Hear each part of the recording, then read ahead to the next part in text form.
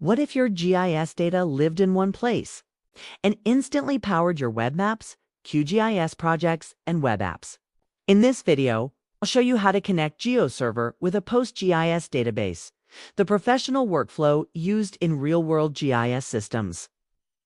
Let's walk through the full workflow step by step.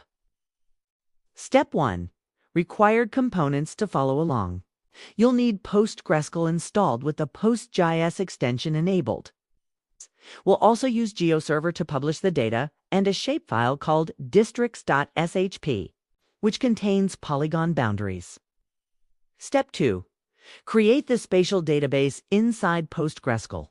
We create a new database called Geodata.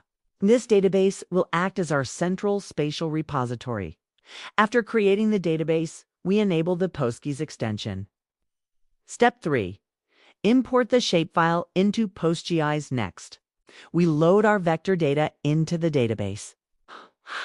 At this point, the shapefile is no longer just a file, it's now a spatial table stored inside. PostGIS. Step 4. Create a PostGIS store in GeoServer. Now, let's connect GeoServer to our database. Inside the GeoServer interface, go to Data Give Stores, Gives Add New Store, and select PostGIS Store. Step 5.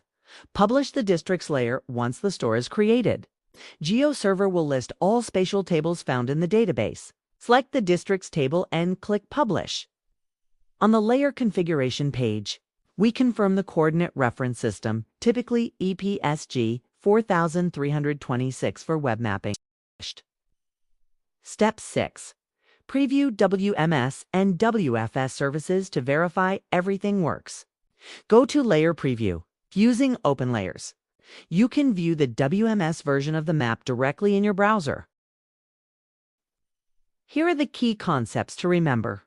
PostGIS turns PostgreSQL into a spatial database. Shapefiles can be imported into PostGIS using QGIS or command line tools. Connects to PostGIS through a PostGIS store. Database tables become publishable. Layers WMS is for visualization, while WFS provides real feature data including GeoJSON. In the next videos, we'll discuss SLD thematic mapping masterclass.